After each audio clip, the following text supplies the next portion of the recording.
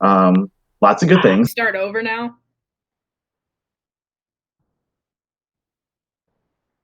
Wait, I need to introduce myself again, though, is what my question was.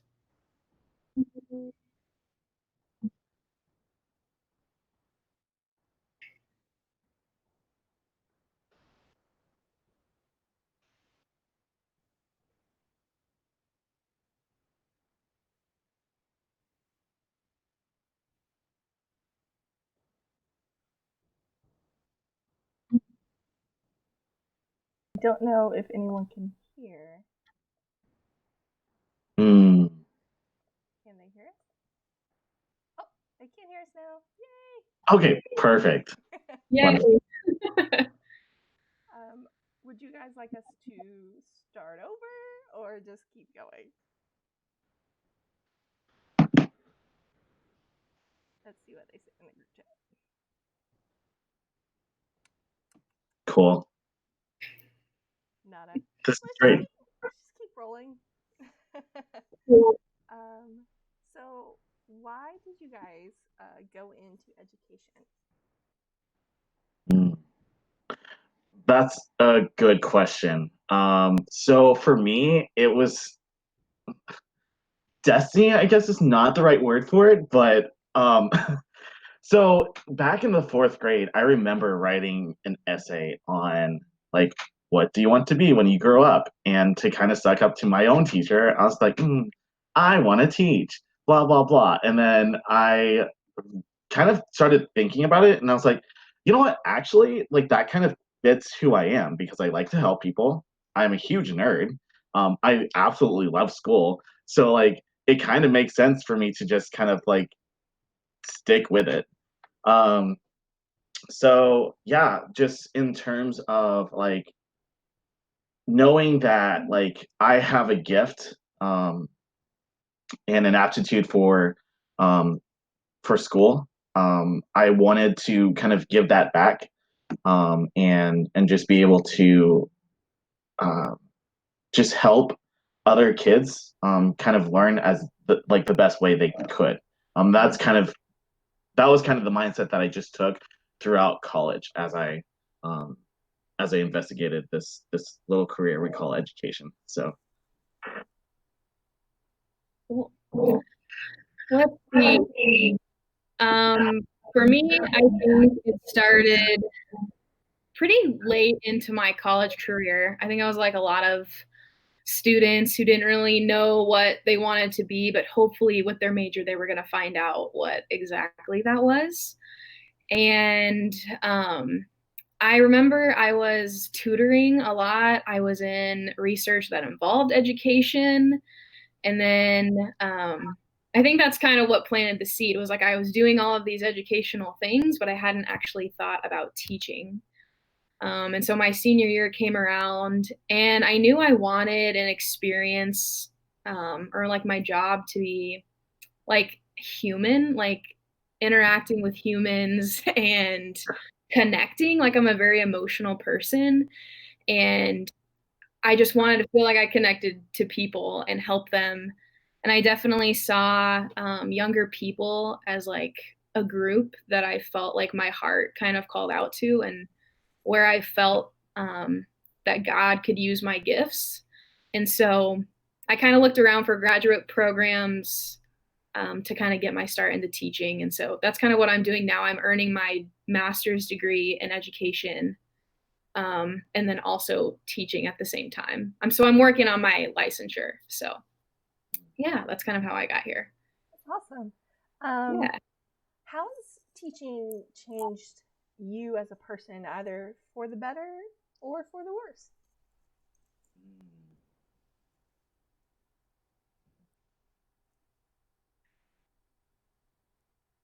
I like this question. I do not think that teaching can ever change you in like a worse way. I think it only changes you to be better. Um, in my short time as a teacher, I'm almost done with my first year. I think it has helped me be, I think, first, more compassionate. Um, I have like 100 students, and they all have different backgrounds and stories. And I don't know, it just kind of changes you to like interact with them every single day and to learn about who they are and what they love and stuff. And yeah, I just love them so much. And it just made me, I think, a little bit more compassionate and definitely understanding um, of challenging situations, of difficulties that people experience.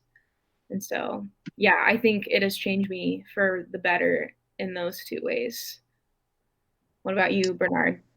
Yeah, I think I mostly agree with what you said, that like teaching can only change you for the better, and like that's definitely been my experience, right? So I haven't been teaching very much longer than you. This is about to be the end of my third year.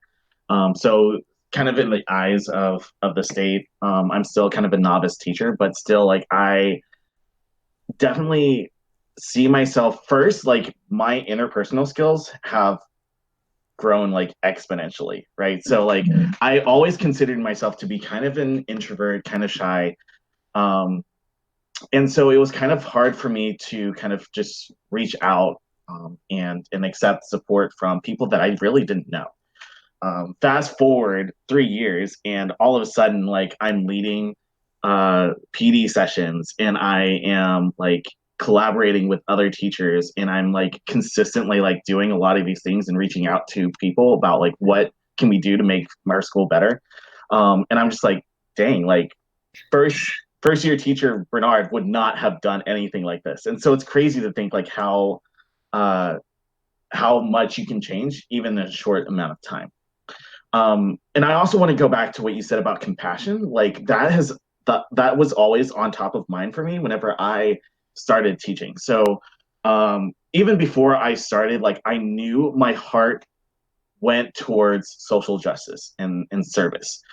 Um, and I found that that translated right into my teaching, right? So as I'm teaching, I'm consistently thinking about what does it look like for my students to fully engage in this learning, right? What can I do as a teacher to help them get to where they need to be, right? And what things in their lives are helping them or preventing them from doing that. Um, and so that's what I've really enjoyed about my own experiences, is that like through my teaching at Blytheville, a school that looks and feels very different from my own experiences as a child, my experiences with Arkansas Teacher Corps, um, and a lot of the other things that I've done as a teacher, like um, a lot of that boils down to this idea that like my students are human beings too, and like when I acknowledge and you and when I acknowledge their stories and use that to better their own learning, like we get so much farther, right? So anyway, that's cool. I really like what you said about like students being human beings. Like, yeah, I just think education is just one of the most like connecting and like seeing the humanness of people. And I love teaching. So you teach in a public school, right, Bernard? Yeah. Okay, so I teach in like a Catholic school.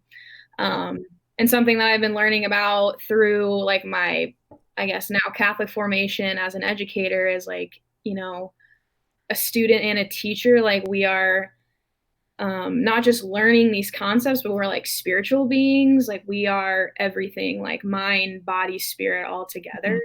And I love teaching to that. Like I am teaching to their spiritualness. I'm teaching to, you know, their minds. And yeah, that's been really fruitful for me as well to like teach a young person as a like a whole person for who they are. So Yeah, and I think I really enjoy like what you said about like with our being spiritual beings, and like as a public school teacher, like obviously like it I can't really just go out and say like, hey guys, spirits and faith and God, right? right. It can't be as concrete as that. But like I think a lot of my drive in like collaborating with other teachers and working with PD and such is that like is to consider a very holistic view about our students and ourselves, right? So our students are human beings with human needs. And we need to touch on that both physically, mentally, emotionally. Like all of those things come into our classroom and we need to be able to deal with that. In addition to that, we are human beings. We have physical, mental, emotional needs. And we have to consider that when we enter into the classroom. And so yeah, I think like whenever we talk about the idea of the spirit, right? And this idea that we are spiritual beings, like I feel like that discussion earlier on in my life allowed me to come into this space and now think about like, okay, I need to take care of both the physical and spiritual part of my being. Like, what does it look like for me to take care of both and other aspects of myself when I'm in the classroom? And what does it look like for me to do the same for my students? So I think that's really good. So, like, what are some examples? What are some examples of you guys finding that balance?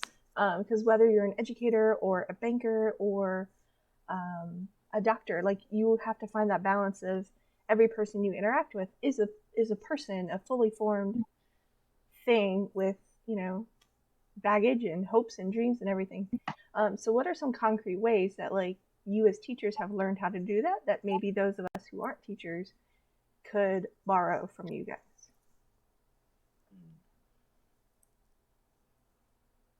This question was not on the list.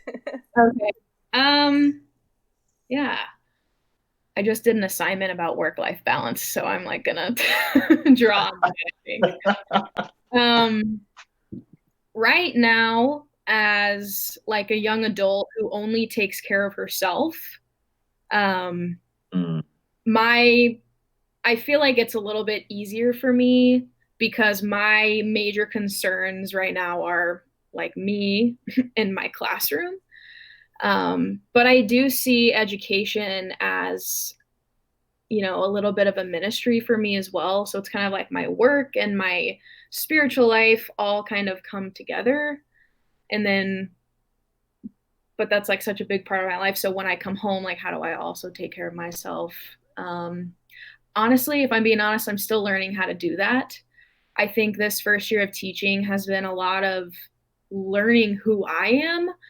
I think in undergrad, I would have said to you that I was an introvert. And I have now found that I'm not sure that's true. I really feel energized and I love being around people. I love being up on my feet every day teaching. I'm exhausted by the end of the day, but like being around my students and my coworkers is very fulfilling. And so I guess learning this new part of myself has been interesting this year. So trying to find what does like bring me peace and like re-energizes me. I think one thing has been finding someone who I can talk to and like share my experiences with. So they'll tell you like after you leave college you'll like lose a lot of friends and stuff, but I think when you find people that who just like understand you and you can share with them and have these like really fruitful conversations, I have found that has been one of the best self-care situations that I've had. Sorry, that was kind of a long response, but yeah, I'm still learning and we're getting better. No, and I think you really hit the nail on the head with this idea of community support. So yeah, like my first year was crap. Like it was very hard for me to manage like all the stresses that I had to deal with as a new teacher coming into a classroom. That like at the end of a school day, like I would legit just walk into my apartment, crash onto the couch, and either nap or watch Netflix. And like that was all that would happen. And I started realizing that like, oh shoot, like I really need to manage this, like what this looks like and how I take care of myself. And I think a large part of it was due to the fact that I did not have a community here in Blytheville. Like it took me a while to really start finding the people that like would support me. And I'm glad to say that like I have found that, right? So there are like a lot of teachers that I specifically text whenever I need help. There are a lot of teacher friends that I have now that I can just like literally go to their house whenever, and we'll hang out, and that's all great and good, because like that's kind of the support that I need in order to persevere in this ministry. Um, I and I think that's kind of just been the largest thing for me is that like again like as someone um, who doesn't have a lot of responsibilities outside of school, right? So I do things at school, I do things at church, but besides that, like I don't have any other responsibilities, and so so a big part of my own well-being has been like how do I reach out to those that I'm closest to, and so um, it's funny that you bring up college friends because like I legit talk to like my college friends all the time. In fact, I actually was talking to Colleen like 3 hours ago. Anyway, yeah, so it's been crazy. But like having those relationships set in place where like in case anything is like really stressing me out or causing me fear or panic, like I know exactly who to go to and say, hey, like I'm really like weirding out right now. Like I really need someone to talk to, and I know that they will in fact say, okay, what's up? Like, what do you need? Um, Even when they're like 3 or 4 hours away because I live like way up in the corner of the state.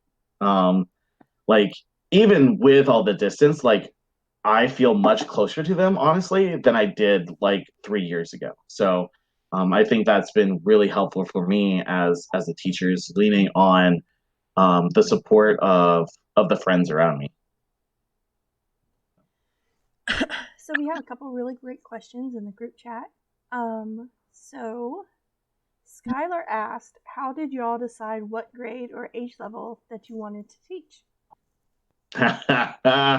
Or did you have that decision? So I did not want to deal with little kids. So um, immediately I was just like, hey, no elementary whatsoever. I've always found that I build greater rapport with teenagers and high school students, and I was honestly a little bit more comfortable with that age range anyway because that was where kind of my ministry led me, and so I spent a year working as a youth minister at St. Joe's. I worked a year as a missionary at the Pines in Texas, and like a lot of times like we dealt with a lot of teenagers, so around middle school age, you sometimes older, but in the end like I always appreciated like being able to sit down with uh, a teenager and say and just kind of talk things out, and have kind of those like mature conversations, and not necessarily saying that like I can't have that with a little kid because dang, those kids are intuitive, but um I think that like my ministry has really led me to consider like hey, like there are some very real things that teenagers in particular are facing, and like it like having a young teacher specifically can really help in allowing those connections to happen because they're not so far away from those ages, and can say like hey, like I recognize what that looks like, or a lot of times in my case like I'm really just there to say hey, yeah, that sucks, um, and allow those students to kind of vent. But in either case, like I've really felt myself drawn to like having being kind of a vessel for those students and allowing them to like have those real conversations. Let's see. Being a biology major, I knew that I probably wasn't going to teach below fifth grade just because of the content of like my degree. And I liked challenging concepts, and I knew I wanted to teach an older group of students to like really get in the mind games with them and like get into the super, like deep academic things. So I loved that in school. And so I knew I wanted to have those conversations with my students. My senior year of undergrad, I worked at St. Joseph's there. I taught 8th grade confirmation class. And that group of kiddos really challenged me. And I found that age group to be so endearing. And I just remember middle school being hard and awkward. And, my heart goes out to them at that time. And I was like, I think this is just a group of kids that like I need to work with. And so, yeah, it stuck with me. So I teach 7th and 8th grade. So they're like 12 to 14. Yeah. And I just really find that they need you. People are always scared of junior high teachers, or because junior high, they're like, junior high kids are crazy. I'm like, I don't know. They're not like that crazy and wild. They're like tiny adults, if that makes sense. They have the minds of like getting there, but like they're still kind of developing this maturity. That frontal lobe, I talk to my students about all the time and how it's still developing. And anyway, I just really like that age group. Yeah. Actually goes really well into the next couple of questions from the live chat. Has your faith been challenged by teaching? And how has your religious identity evolved through teaching? So they're kind of two sides of the same question. So take whichever one you want.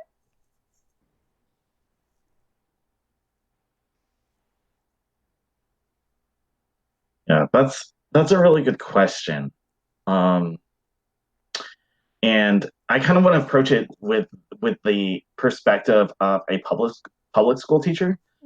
So it's really interesting because like legally I know that like I can't promote any sort of religion in the classroom, right?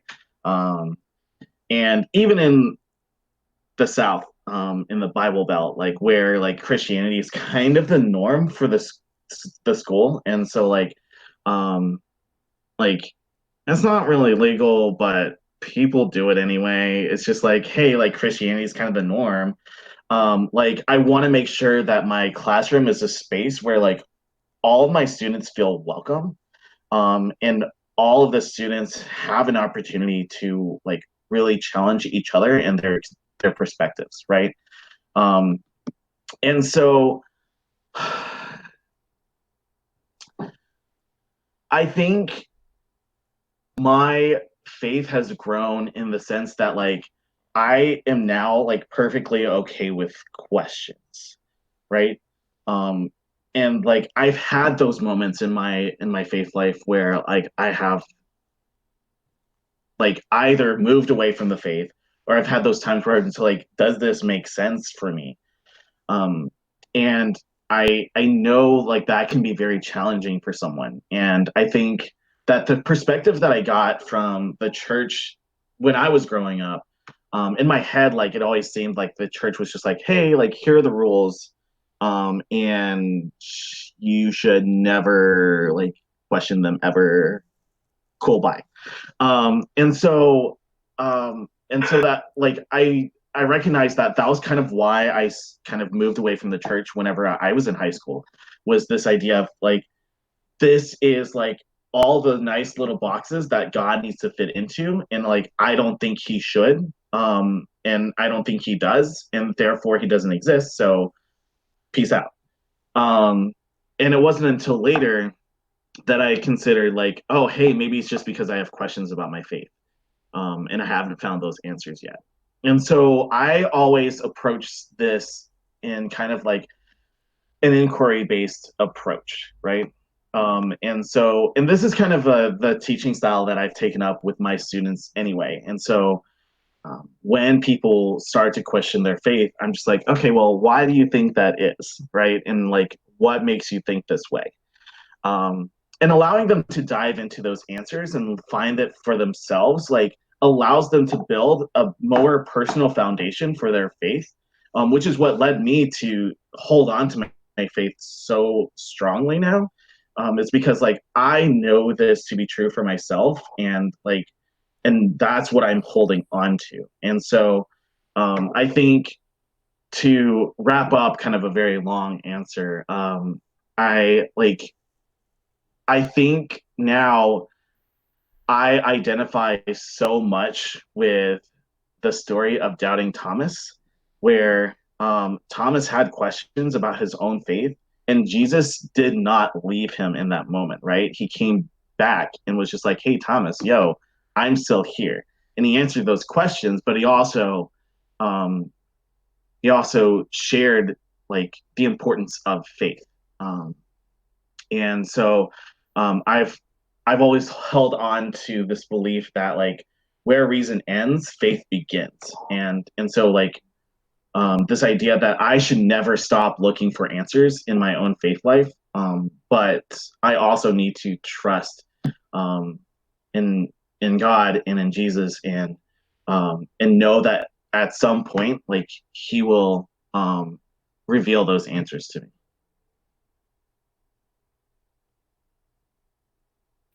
Okay, I guess I teach in a Catholic school, so I'll kind of talk about what that has been like for me.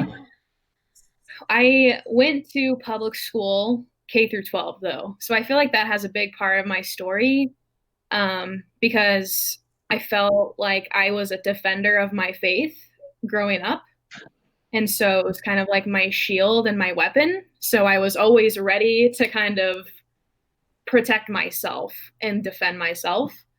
And so when I came to UCA and like found CCM, and it was like a very freeing space for me to like learn about my faith and grow in my faith, and I just fell in love with it. And that's kind of why I'm even here, is because my faith led me to teaching, and it led me to this school, and I knew that God had like led me to like teach students, specifically in a Catholic school setting. So your faith, I felt like a model of the faith like pretty much every single day for my kids. Like we start the morning in prayer, we pray before we eat, we go to mass weekly.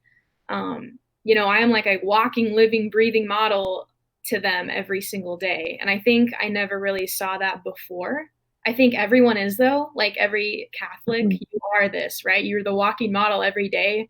But I don't think I really felt that until taking on being a teacher, because they watch you guys. They listen to you and watch everything that you do. And so I'm always so careful to make sure that I'm speaking and acting and holding myself in a way that like a Christian should do and a Catholic should do.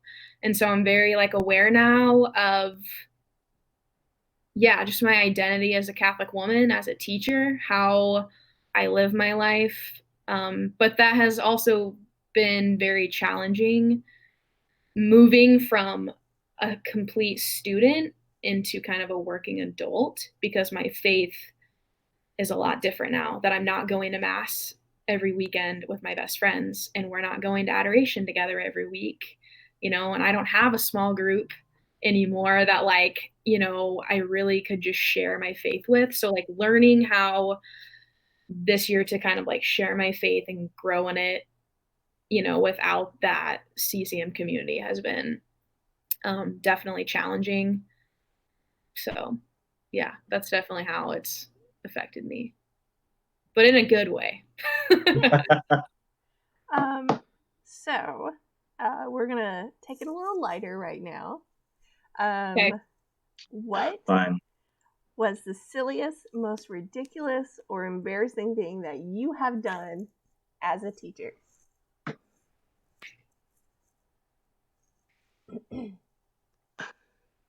So many things, honestly. Like I'm a complete goofball. Like I'm a goofball, so I love being able to be a goofball sometimes in class. Um, I think the silliest, goofiest thing that has happened has been I taught the digestive system in January. So Yeah, fun. it was so joyful. And we were doing our project on the digestive system, and so they could kind of choose the project that they could do. So one of them was a skit, another one was like a poster of the digestive system. And I was really surprised at how many of my students like wanted to do a skit over the digestive system. Um, and so I was working with one of my students, or like one of the groups, and um, we were talking, and I was like, well, why don't you guys just make a rap about the digestive system?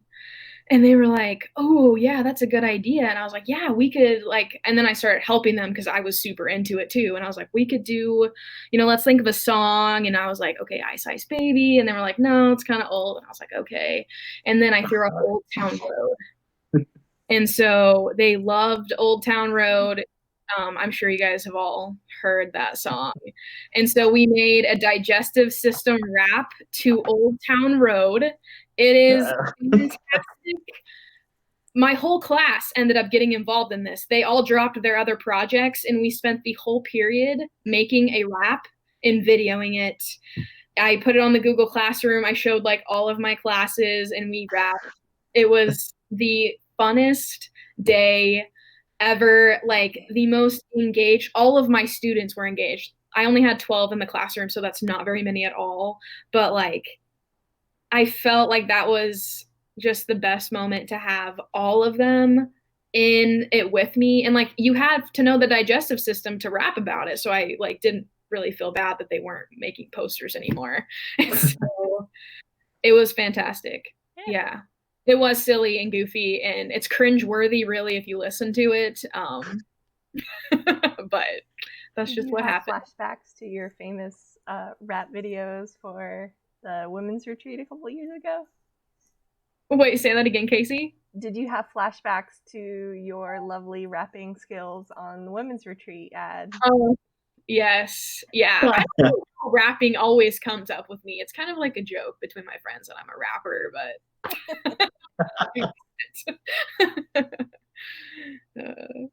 Yeah, so mine is not as cool as Morgan's story. Um, I think ultimately, like, I am just like all around a kind of an awkward teacher. So like I've kind of embraced that. So if anything like minor comes up and like students call me out on things, I'm just like, yeah, that's exactly who I am, right? And so I kind of embraced kind of the more silly side of me. Um, I do I do want to note though that like my pre-calculus class this year has been pretty silly just all around. So I remember earlier in the year, like they were talking and um, they like they like to refer to like the big dumb. So like whenever anyone makes a mistake, there's like, oh yeah, you're the big dumb. Um, and so we just made a like motto for our class, and it was really just like don't be the big dumb. um and and then like they put a clarification and they're just like except on Fridays because they're just like, oh, we should never like we should always chill on Fridays. So beyond that, like I would just I'm pretty sassy with my kids, and that comes across all the time. But otherwise, yeah, just same old me. All right, so I kind of want to wrap up with two questions. So the first one is, what has been the most kind of eye-opening thing in your first couple years of teaching that like nothing prepared you for, but here it is, whether it's a positive or something you struggled with?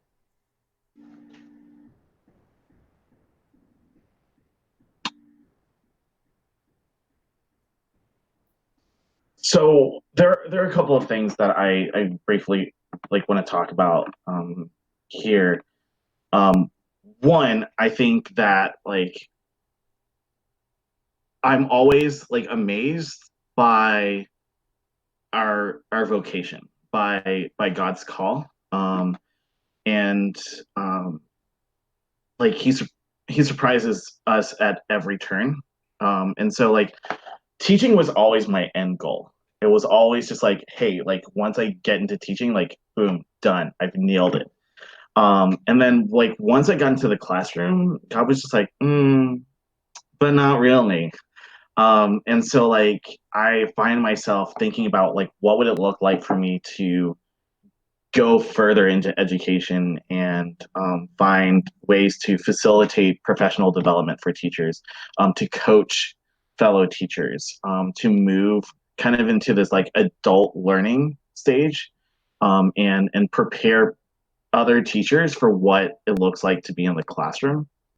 Um, and then on top of that, like I think, like we touched on earlier, I think that like I never thought that I would like embrace so much of the humanity of this profession. Um, and so constantly, like as I'm moving further and further into my career, I find myself thinking about like what are all the implications of what we do? Like how do we affect our students and how can we affect allow that to persist into the systems that we have, right? And so, as someone who's very much into social justice, like I know that there are systemic issues, specifically in our education system, that need to be dismantled, and so my thinking has now shifted from like what can I do in the classroom to like what can I do as an educator to disrupt the things that are happening to my students, and thinking about like the whole person whenever I'm teaching. So the physical aspect, the mental aspect, the emotional aspect of my students and myself whenever we enter school has been like so eye opening and like so much deeper than I would have thought I would have taken it back my first year. And so just thinking about like how far I've gone in developing like who I am as a teacher, and my own aspirations as an educator and following along in this career. So many of them I completely agree with. I guess let me start by saying like what has been like eye-openingly positive for me has been coming into myself, I guess. Like I definitely felt like God had led me to the ministry of teaching. But I wasn't really sure what he wanted me to do here or like really why or what was happening with me here. I'm just gonna trust you, Lord, that I'm doing what you have asked me to do. And in the past, I guess 9, 10 months of my life, I never thought I would feel so comfortable being myself in the classroom. And I really feel myself like come alive some days. And I just feel so much joy. And even this experience that I'm going through right now and that we all are going through is like your normal life being taken away from you. You know, I really have felt just sad and like yeah it was really eye-opening to me that like yes this is me and like I get to be completely myself in my job every single day and I love it. It has been a dream come true. um and kind of on like the flip side of that with a challenge has been like I guess what you were saying, Bernard, about like humanity of like education is like yeah, just these injustices and but also just like the nature of sorrow that every human encounters at some point in their life. And as a teacher, you know, sometimes I'm the person that gets the brunt force of that from students. Um yeah, and so I'm thinking of one of my specific students who recently like we learned about who was like going to harm himself and like it was really just kind of eye-opening to me that like I'm gonna have to deal with you know the hardships of my students and like you're coming face to face with like real life things. But I've been thinking a lot lately about the story of like the Good Samaritan. um And like that, is the person I have to stop to on the side of the road, and like who has moved me with pity, right, to stop and to care for them. And that's just a beautiful thing that education, I think, does for all of us, is like we get to stop, like those are students, right? That's who we stop for and like get to work for. Ugh, I could go on. It's a Yeah. beautiful, beautiful. And I think it's really good that you bring up that parable specifically, because I think that like one of the messages in that passage, right, is this idea that like everyone like passes by this this person on the side of the road and like dismisses them for one reason or another, right? They make up some excuse not to mess with this guy. And the Good Samaritan like goes forward and like without really hesitating, like goes and takes care of this person, right? And like realizing that like the Good Samaritan did that because he realized that like this person also has humanity, right? This person is also a human that deserves to be taken care of. And I I think back to my own experiences working here at Blytheville and like knowing that there are rumors and a lot of things that people dish about and concerning my school and my town, specifically like very negative things. And I look back on that and like I look at my own students and like I see like that idea of like no matter what other people are saying or what other excuses people are making up, like my students and the people in this town are also humans, like who deserve to have that same respect, right? And so like that's kind of the mentality that I take into this is that like I like my students are humans too, and like for that reason and for that reason alone, like I'm going to give everything I have. Um, and so, and I find that driving everything that I do now. Like everything that I do for my students, and whether or not they say anything about it, or whether or not they even like recognize that for what it is, like it's what drives me, and like that's how I know that I'm in the right spot. Because like this is this is my mission, this is my purpose, um, and like I'm I'm here for my students, and like that's all there is to it. Yeah. Sorry, it's getting a little heated there, so I'm just gonna yeah, cool. So kind of the last question, um, and we're gonna start looking forward. So like, what do you hope the future of education becomes the next 5, 10, 20, 30 years? As you, not only personally as you guys grow as educators, but as the field continues to grow.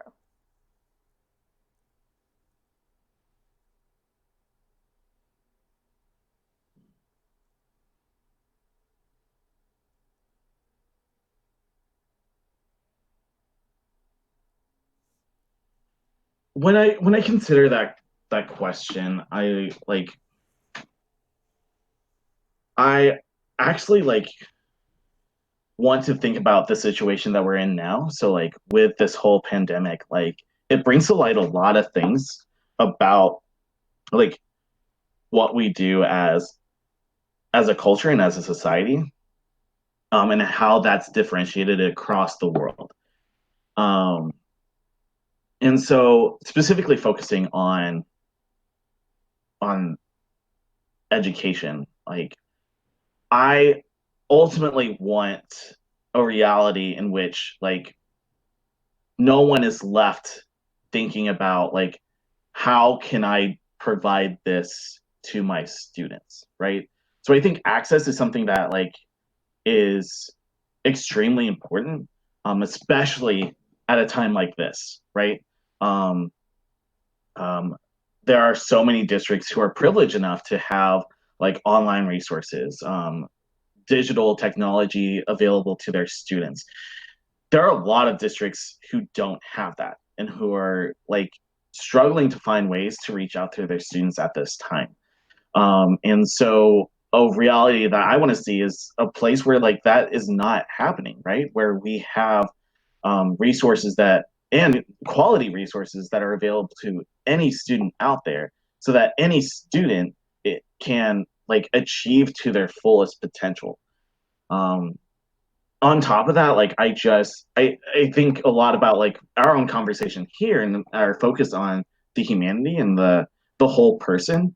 And I want that to be a focus for our education, not just as like for our students, but also for the people who provide that to our students. So thinking about like the the perspective that a lot of people have on teaching and on education as like something of a fallback career of just like, well, if I don't make it as X, Y, or Z, like this is something that I can always do. And I'm just like, really? Okay. Um, but like allowing people to recognize educators for the people that they are, like even right now, like there are a lot of educators who are busting their butts to do whatever they can for their students. And like that effort is not really recognized by the general public because this is not really like a not a unique situation really because we bust our butts for our students all the freaking time and no one ever sees that so I think like bringing humanity and respect to our profession is something that I would like to see really next month would be great but within the next 2 years is a plausible timeline, I guess. So Yeah, I'm just gonna for that. Like, I think the first thing that came to my mind is like, and that is transformative. Like, I feel that every person should feel empowered and changed by their education. And I've been thinking a lot about like what does this look like? Like what is education for justice? And I think ultimately my goal for my students, and I hope this like would be a goal for education, is like pushing our students to action um, and into the world, right? So like this is not teachers don't just dump knowledge into their head and then you move on. Like that's not what my goal is. I'm like, yes, I want to teach you these science concepts, but I also want to make you like a man and a woman for others. I want to make you someone who challenges what, things that they don't think are right and, want to go help people and experience the world. And so I hope that's that it would be my goal for everyone who goes through an education would be for it to be that. Yeah. And I think like our like one goal is for like teachers to model that action, right? And so Right. to be able to say like here are things that you can do as students to push into to push justice into the world and like this is what I am doing as a teacher to do the same. And so I think that's a really good point. Okay, so any kind of closing remarks or kind of wrapping up things you want to say before we kind of officially end our first ever live stream? Thank you for inviting us to be on this. I have so much enjoyed. I feel like I've just like dumped my heart out onto the screen here. So it got deep. I don't know what the goal was to be light or deep or maybe all of it at some point. Yeah, it was great. I hope everyone watching got something from it. Yeah. Yeah, same here. Like I got way more into this than I expected to, which is a good thing. It's definitely a good thing. I think I just kind of want to leave with a word of advice to like fellow educators who are watching or potential educators or just people in general. Hey, see you. But ultimately, like, I think education is all about like doing what we can for one another. Um, and and so like thinking about um, how I approach teaching, it's always about like what can I do for my students and what do I need to do for myself so that I'm at the best point to do that. So yeah, like as in everything that you do, just think what can I do for the other person and what do I need to do to make myself the best to be at the best place to do that. So Well, thank you guys. We have a passing comment in an email to alumni and Bernard dropping in my online office hours for like 2 hours. Kind of created this thing. So I appreciate how much vulnerability you guys shared and honesty, and I know the people in the chat really appreciated it. There was a couple of like passion and like preach and things like that, and Skylar said, Morgan, he misses your small group. So as with everything we do, normally everything is always open for everybody, but now that we're online, it's much easier. So hopefully you guys will come back as people in the live chat for our next one. And so we will go from there. So I'm trying to line up having a dialogue with some church workers. So be it people like me or catechesists, volunteers, priests, everything in between. And so it'll be interesting. So I'll throw up something on our social media. So if you guys think of questions going forward, you can kind of prime the pump so that the speakers come in with questions. So with that, our first live stream is done. So thank you, everybody. And hopefully we will see you guys next week. Thanks. Thanks, guys.